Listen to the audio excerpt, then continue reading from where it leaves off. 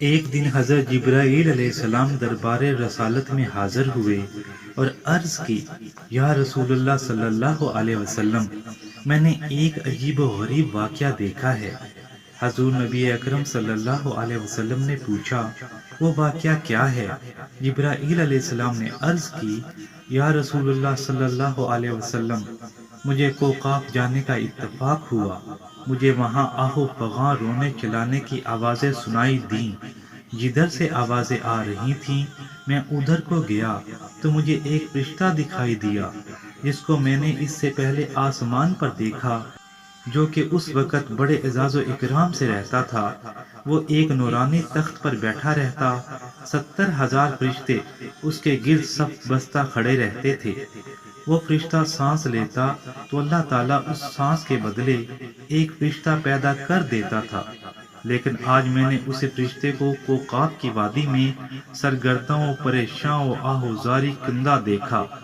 میں نے اس سے پوچھا، کیا حال ہے اور کیا ہو گیا؟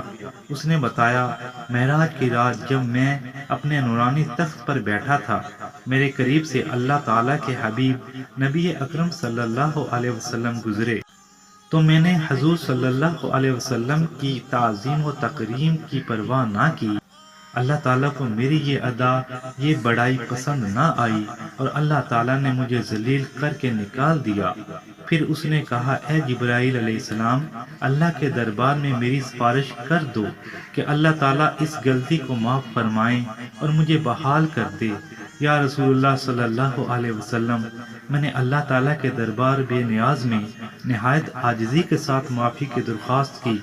دربار الہی سے ارشاد ہوا، اے جبرائیل علیہ السلام، اس فرشتے کو بتا دو اگر یہ معافی چاہتا ہے تو میرے نبی صلی اللہ علیہ وسلم پر درود پاک پڑھے۔ یا رسول اللہ صلی اللہ علیہ وسلم، جب میں نے اس فرشتے کو فرمان الہی سنایا تو وہ سنتے ہی حضور صلی اللہ علیہ وسلم کی ذات گرامی پر درود پاک پڑھنے میں مشغول ہو گیا، اور پھر میرے دیکھتے ہی دیکھتے اس کے بالوں پر نکلنا شروع ہو گئے، اور پھر وہ ذلت و پستی سے اڑ کر آسمان کی بلندیوں میں جا پہنچا اور اپنی مسند یعنی تخت پر برجمان ہو گیا۔ اللہ تعالیٰ ہمیں بھی ہر وقت درود پاک پڑھنے کی توفیق عطا فرمائے۔